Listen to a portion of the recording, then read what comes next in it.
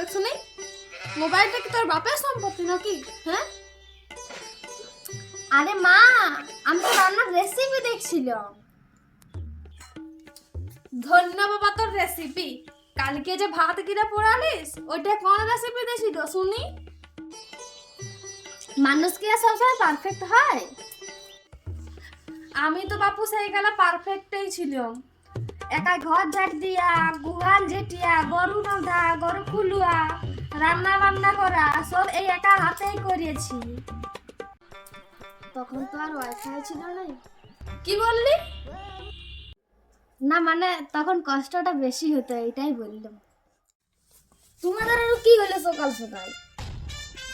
আর বলিস না, ই বউটা কিছুই লাগে। আমি নাকি কিছুই পারি না। তোমার বেটাকে বিয়া করেছি, ইয়ার থেকে বড় সাহস আর কি আছে? হ্যাঁ, মুখের ঝাল কিন্তু কম নাই।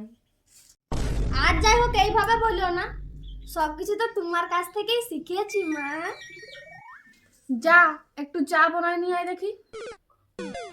এলাও, চিনি কম আদা বেশি, শাওরির আমার অর্ডার।